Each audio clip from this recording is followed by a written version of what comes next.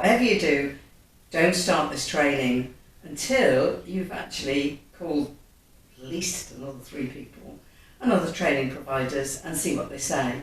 If you're speaking to somebody on a reception who is not qualified, then they can't answer all the questions.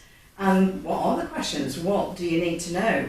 Well, it's important as well for you to think of where's the location, where do I need to go and train.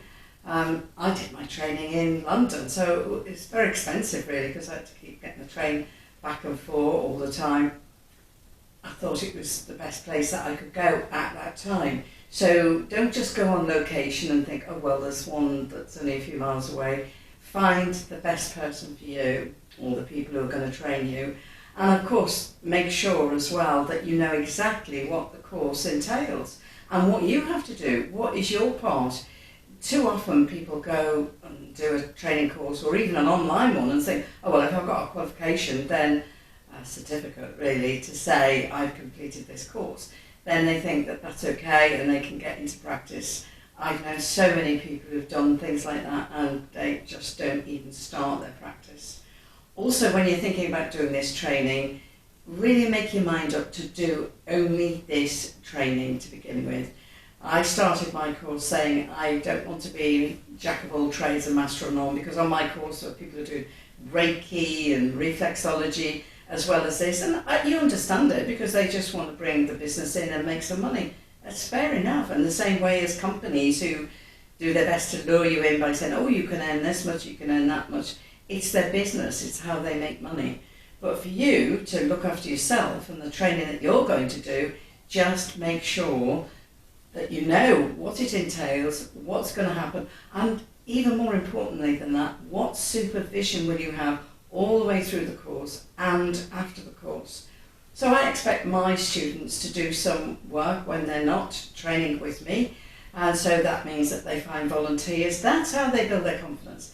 That's how they know they're doing well. It's all very well working with your family or even working in a group if you're training in a group, but they won't give you the real honest answers, and you really won't know whether they're just doing a role play or whether it's serious. The really serious people are those who say, yeah, I've got anxiety, yes, I need confidence to do this, yes, I want to do that, whatever it is, then you know that they're real and they're genuine.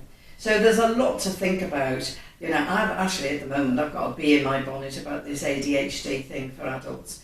It seems like it's just like the bipolar thing that was about, 10 or 15 years. I've been in practice 24 years now, and I've been training for 20 years or more.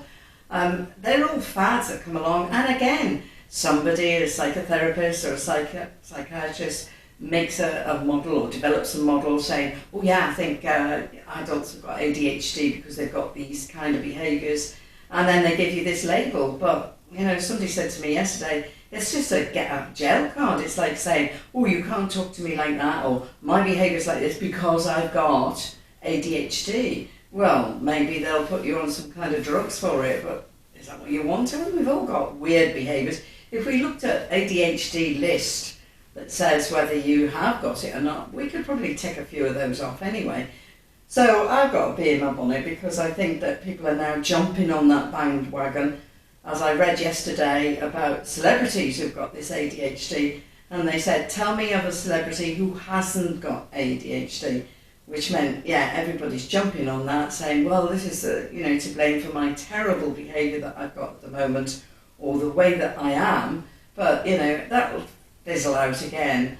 So that's just me and my bee in my bonnet. And when somebody comes and says, I've got ADHD, I say, who's diagnosed that? Yourself or somebody else, or have you paid for a diagnosis?